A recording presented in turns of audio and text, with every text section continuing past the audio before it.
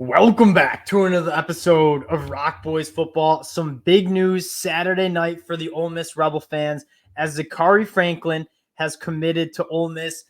You just lost out on the Keon Coleman sweepstakes a couple weeks ago.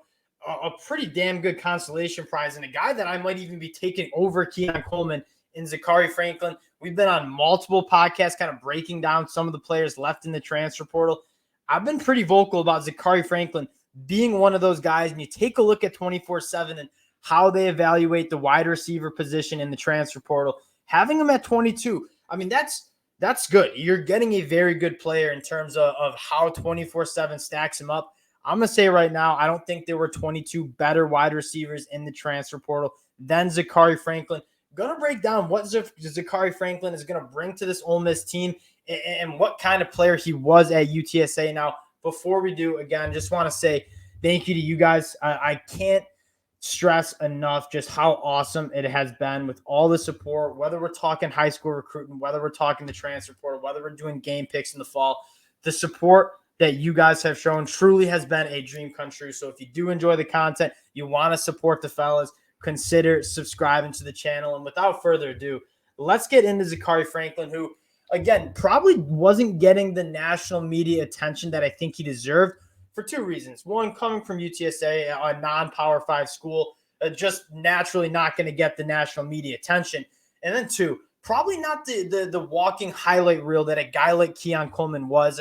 And this is no disrespect to Keon Coleman. He's going to be phenomenal for Florida State. And I still think he would have been a great fit at Ole Miss, but more of a flashy play guy. What you're getting in Zakari Franklin has been a dude that's just been productive for the last couple of years that he's been at school. You bring up the stats, and the proof is in the pudding. And again, you ask why I prefer Zakari Franklin over maybe a guy like Keon Coleman. It's because he's done it on the field, and he's done it consistently. Over 3,300 yards receiving during his time at UTSA, 37 total touchdowns, which is an absolute insane number.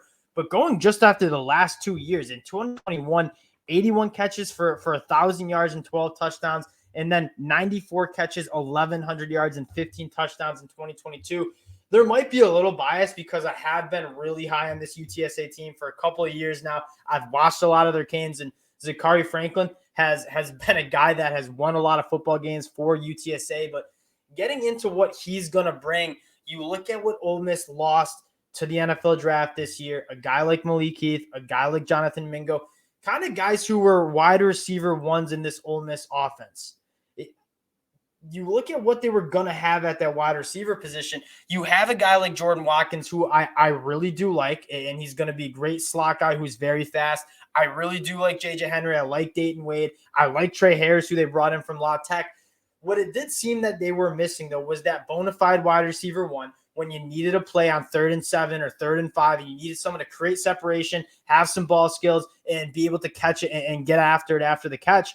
I don't know if they had that wide receiver one, that alpha guy in that wide receiver room. Zakari Franklin can certainly be that. Now, you do have some question marks about making that jump from Conference USA, which is definitely a low-level conference, to the SEC, the best conference in the country. But a guy that's been this productive for this long at UTSA, I think some of those concerns get a little mitigated. And you look at what Ole Miss has done in the transfer portal, I think you're really excited about what this team has to bring. And we've had this conversation a little bit about Lane Kiffin kind of using the transfer portal pretty consistently every offseason to retool this program. It's hard to argue it's not, he hasn't been doing a good job. And he's a guy that it's starting to seem like Ole Miss is becoming a destination place for wide receivers with all the guys that they put out, A.J. Brown, DK Metcalf, Jonathan Mingo going in, I believe, the top 50 in this year's draft.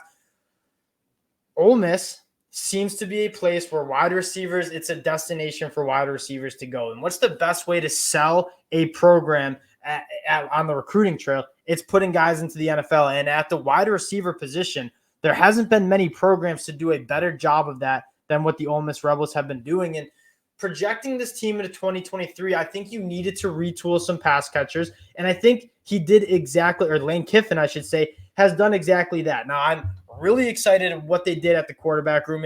From what I'm reading in spring practice, it sounds like Jackson Dart is going to hold on to that job. And I think that's a good thing, right? You beat out a guy like Spencer Sanders, who's been ultra productive at Oklahoma State. You beat out a guy, Walker Howard, who's a young buck, but was coveted by every single Power 5 team out of high school. What does that say about Jackson Dart? It says Jackson Dart is progressing really damn well in Oxford. And then the next part is you wanted to get some pass catchers to kind of supplement what you lost to the NFL draft and Malik Keith and Jonathan Mingo. And Ole Miss did exactly that. Now you bring in a guy like Chris Marshall, who, if you guys remember, we talked about Chris Marshall when he committed to Ole Miss, kicked off the team, a guy that was super talented, but just seems to have some off the field issues. You have Trey Harris coming in, who's just a big body dude, 6'2", 210 pounds, who I think can work the field vertically. Caden Prescorn, one of the more productive tight ends that we've seen at the FBS level coming from Memphis. And now you add Zakari Franklin, who, again, I just think is one of the better wide receivers that we saw available in the transfer portal. This Ole Miss offense, don't get me wrong, I don't think you're going to see them go away from that rushing attack with a guy like Quishon Junkins coming back. It's one of the best running backs in the whole entire country. He's a young kid who's only going to be a true sophomore. You're going to see Ole Miss continue to pound the rock, but you got to be in balanced offense. And Zakari Franklin just adds so much dynamic ability to this passing attack. And arguably the biggest thing I think Zakari Franklin is going to bring is in the red zone. I mean, Lane Kiffin's a guy that's been on record saying we're not going to kick field goals. It's really hard to win SEC football games kicking field goals. That's why he's been so aggressive on fourth down. You got to be able to score touchdowns when you get inside the 20. Zakari Franklin, there hasn't been many better wide receivers in the country at kind of finishing off drives, catching touchdown passes than Zakari Franklin. So for all what he brings between the 20s, when you get inside the 20, I think that's what I'm so high on this get. Right now you have a guy like Michael Trigg, you have a guy like Caden Prescorn, you have a big body dude like Trey Harris. Now you add Zakari Franklin into the fold in terms of finishing drives and punching touchdowns in the red zone. That's what I'm most excited about. Zakari Franklin, I think one of the more slept on wide receivers in the transfer portal. This is Ole Miss. Lane Kiffin continue to do work in the transfer portal, and they got an absolute bona fide stud in Zakari Franklin. Again, appreciate the support you guys are showing. Wanted to keep it short. Hope you all have a good Saturday night. I know the Ole Miss Rebel fans will certainly do so. Appreciate you guys. If you do enjoy the content, lock in, subscribe to the channel, and we'll talk to y'all later.